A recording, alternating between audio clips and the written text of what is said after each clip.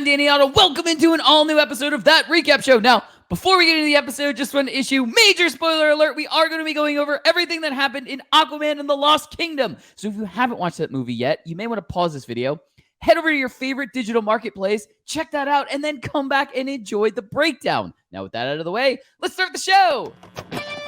Poppin' Off presents That Recap Show.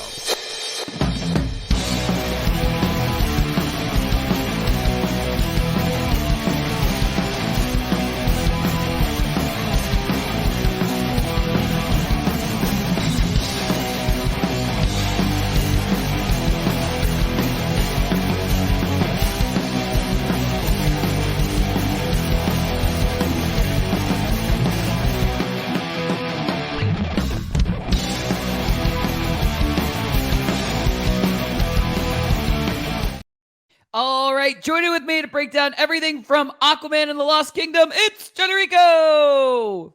My man. Hello. How we doing? Doing good. How about you? Yeah, it was nice. I did that was my Aquaman reference. Different movie, but still. Yeah, I'm sorry. I'm sorry. It's okay. Anyway, yeah, Aquaman and the Lost Kingdom. Like, look, I enjoyed this more than I was expecting to. I have to say that. And look, I get it. I have some Marvel bias, and I've said multiple times, you lean more DC, I lean more Marvel, but I just want comic book movies to be good because I feel like, better products on either side are going to make both sides better. But yeah, I enjoyed parts of this. One thing that I'd never expected to see in this movie was Jimmy Woo. What? I didn't expect to see him in this. So as soon as he showed up, like a few minutes into the movie, I was like, holy shit, I can't believe he's here.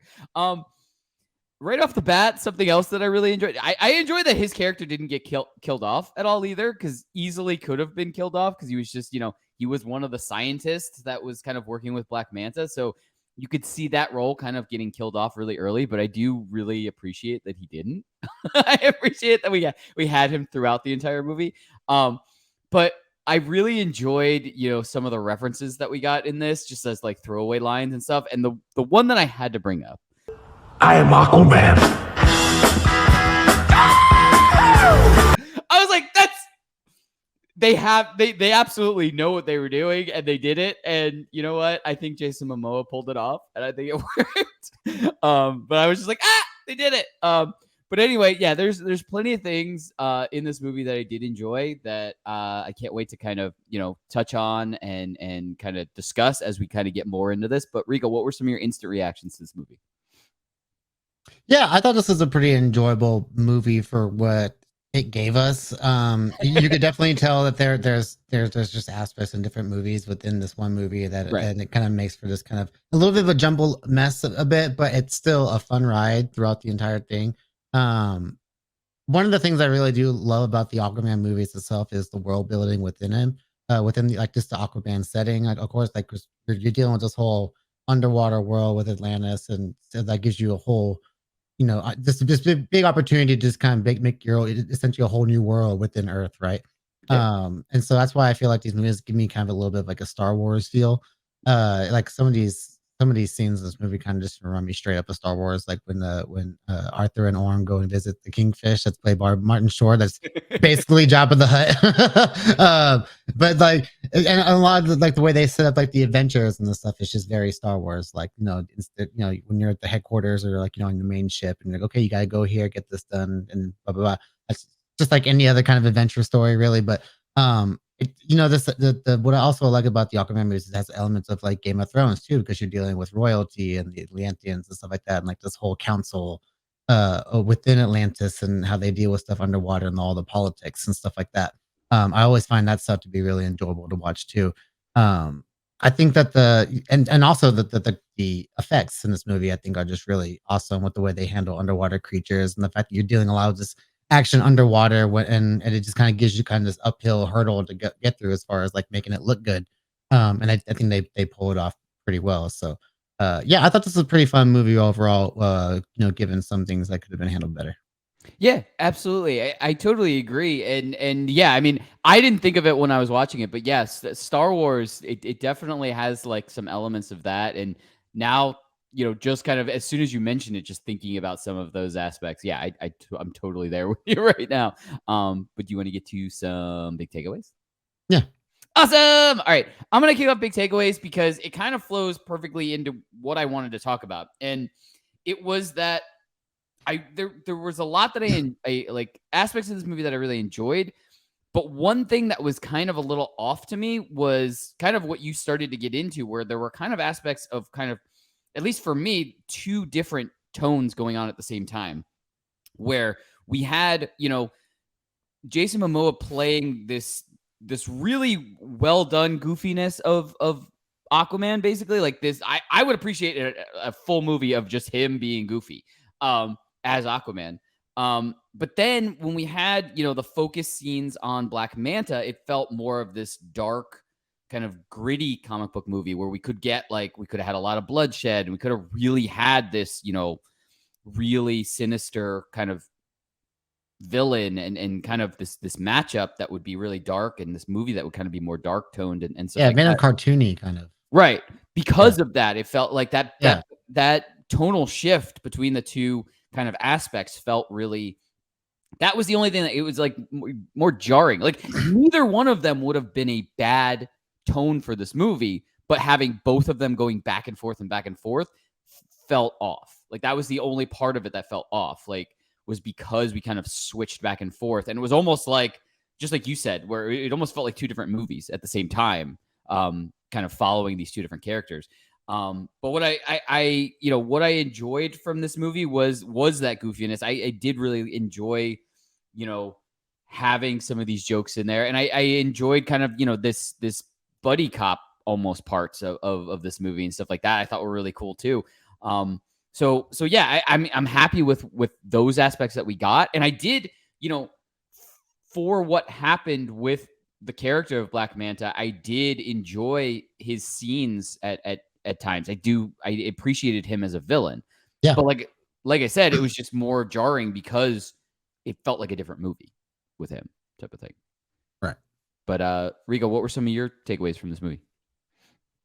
Yeah, it was very interesting when it came to Black Manta because, like you said, the way that he came off so serious in his tone compared to the overall, I feel like fun, goofy nature of Aquaman in Right. all of his scenes like you said, it was jarring. And it almost does a disservice to that character too because he was set up so well in the first movie. I feel like, especially his whole storyline of like setting up him wanting to get vengeance on Aquaman, and then Yeah. you kind of give him this good way to kind of actually go head to head with him by giving him the powers of that trident and him actually, and that's one of the best scenes of the movie is that fight scene between him and Orm and Aquaman. But then at the end, he's just kind of thrown to the wayside once they get to like where they need to be, and as soon as he loses his powers, he gets knocked away, and then that's kind of like curtain calls for Black Manta, and then he just kind of like falls to his death, like, oh, I don't want to do this anymore. Like Right. he was just kind. I feel like they should have been more focused on him as the actual main villain as opposed to being someone who was like kind of like a host or whatever, or someone Right. that's being spoken through to another villain, which was another kind of a cool storyline too. But I feel like those two storylines clashing together was just too much. And even like if you would have just had something with a revenge driven story with Black Manta and incorporating more of Arthur's son into it, like making it more personal, I think you would have had a better balance of those tones. I feel like because some of the yeah, like, the whole, "Get away from my son," like, it came off more goofy than it did, like, Right. intense, and I feel like there's I wanted more of that intensity, especially from a character like, Jason Momoa's Aquaman, like, you could tell that he just kinda showed up on set and was just like, "I'm gonna be me." Like, I'm drinking my Guinness and, like, I'm just gonna, wear the clothes that I wear on the set and have my fun, right? So I think that's just kinda like where what we said, the 2 different movies kinda clash, I feel like. So it would have been interesting to see like what could have been, I guess. Right. But one of the things I really do love about this movie is the focus on the relationship between Arthur and Orm. When we get to actually see them reunite, that whole scene where he breaks them out with Topo is really great. First of all, Topo's a great character as himself, the octopus, which I just thought that was a great little use of like the Aquaman, universe of like characters like him and Storm, the seahorse that he rides around in. I just thought that was badass, just seeing him ride around on. But kind of going back to like the relationship with Arthur and Orm again, it kind of goes back to that comparison with Thor, the Thor movies, where I feel like this franchise is probably the best comparison with the Thor movies because if like you just have like this hunk of a hero who's got like royal blood, but you could tell he just wants to kind of do his own thing and have his own fun, but he's got to be king at the same time. So that's the comparisons are all right there, and of course they got the evil brother who they have this complicated relationship with, which is very much Thor and Loki. And they really play into that very well in this episode. And I think Patrick Wilson's just a really great actor. So watching those two play off of each other is just really fun. And I thought it was just like the strongest aspect of the film. But I feel like those two movies is almost like when you're watching Thor 1 and like Thor Ragnarok, right? But they're almost put into the same movie. So like, what am I watching here? Whereas like one feels so really serious and then one's like definitely meant to be a different comedic tone. So yeah, there's it plays plays really well at certain parts, but then at certain parts you're just like, what is happening? Yeah, I mean one thing I do have to say that I was a little bit thrown off with also in universe in movie, the ending. I kind of wanted, because Arthur and Orm kind of went to where they have an okay relationship type of thing. I kind of wanted to see them maybe not rule side by side, but maybe like Arthur go, you know what, you're better with this aspect of the ruling. I'll handle this aspect of the ruling. Like, instead of just going, well, no one would know if you died or not, and like you just disappear. Well, that made sense story-wise to me because he was an escaped fugitive, so you couldn't just be like, oh, he's back by my side. How did you get back out of jail? So it's like, yeah, but you had the heads. They had to prevent the war, though. They had to prevent the war with the other with the deep fish or the other fish, the fish that they stole them from. Right. So that was the whole reason. So it's like if you just let him go off on his own, then they can't claim responsibility for it. So I saw the story reasoning behind that. Yeah, I just thought there could have been a way to figure that. Like, if all of the kingdoms besides the one that they took him from the prison of were all like, no, now we forgive, or like type of thing. Like, maybe they could have like had a meeting about. I don't know. I just would have been happy with that. Where like it's like we're all a family now again. Because I feel like we got that for like 5 minutes, and and then it was like, okay, no one knows if you're dead or alive. See ya. Like, that's all. Yeah, we talk about like all the references to other franchise because it's not just like the Thor franchise. There's elements of like the Black Panther franchise too, of course, with the whole like coming out to the United Nations and making themselves part of the world. And even with this one, it's almost like Winter Soldiery, I guess, in a way, where you have like your old buddy who you used to like be cool with, but then you can't let them, like, they just go off their separate ways as opposed to like just being homies again. I think they pull a lot of different elements that they got. It's a big juice blend of a lot of different things. It's a smoothie of movie themes. Yeah. Anyway, you want to get through some predictions? Yeah, let's do it. Awesome. All right, why don't you kick off predictions? Okay, so we know this is the end of the DCEU. Basically, like, this is the way they wrapped it all up. I'm sure this is not the way they envisioned wrapping up this universe, but it is what it is. But we have a brighter future, I think, to look forward to with the DCU run by James Gunn and Peter Safran. So I really hope that, one, like when you're talking about like things regarding this movie, or at least this cast, maybe like a lot of this cast, I would like to see be brought into DCU in some form if they could, whether it's different characters or new versions of the same characters. If they try to do that, I doubt they will.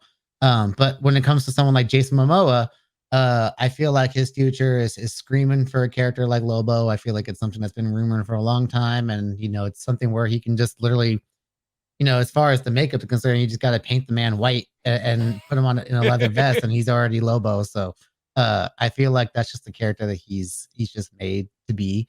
If we're just talking about the DCU, but if he decides, no, I don't want to do the DCU, I think Star Wars is where Jason Momoa, I think, would succeed really well at. Yeah, I think that this movie really gave me like that like, oh, I would like to see him in a Star Wars show as some kind of hero, or even like if it's put him in a villainous role again, like put him back in those kind of like, or like a weird like Khal Drogo type role where he's kind of like the silent deadly. But I feel like he does a great job as like these heroic muscle guys, but I want to see some evilness out of them, you know. And not a prediction, but one thing I forgot to mention is man, rest in peace Volko, because Willem Dafoe's character just got the shaft in this movie.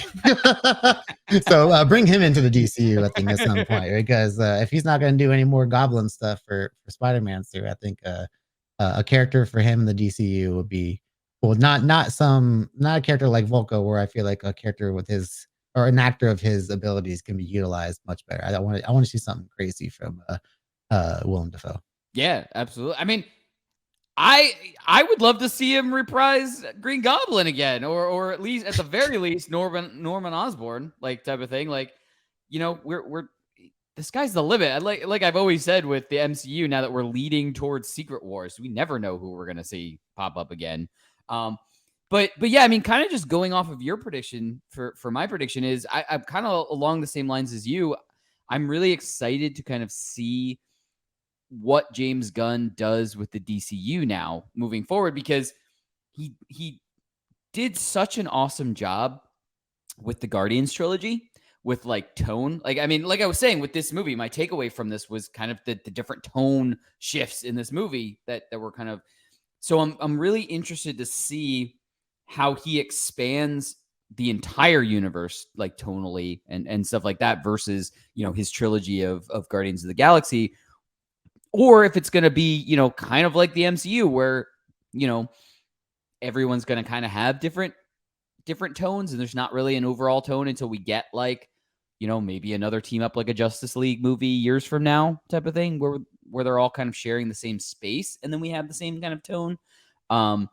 But yeah, I mean, I'm really interested to kind of see where we go with this, like universally, basically in the entire scape of the entire universe for the DCU moving forward. And I mean, I'm excited for all of the new projects. I'm excited. I get exactly what you were saying with like, this is probably not what they envisioned. They did not envision the last thing to be seen from the DCEU to be basically a reference to the I Am Iron Man scene at the end.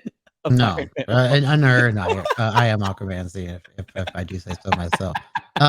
But we also know from James Gunn's work on the Suicide Squad and Peacemaker, like the way he's already able to handle characters within a certain universe, or even keep them within their own self-contained world until they're ready to branch out. Like when you think about something like Peacemaker, which is something he intends to bring over to DCU, even though he's got a scene with the DCEU Justice League in already. So it already makes you wonder, like, okay, how is he gonna weave in some explanations in there some way, somehow.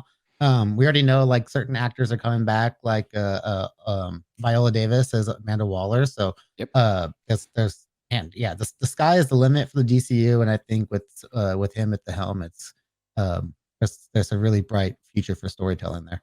Yeah, absolutely. Starting with Superman too, which is I think it's more like getting to see him handle like the A-list squad of the DC characters. Like we know he can handle the underrated no names characters of comics, like the Guardians and the Suicide Squad with these kind of characters, which is awesome. But I really want to see him tackle like mainstream level characters like Batman and Superman and Green Lantern and all that. So I'm very excited. Yeah, me too.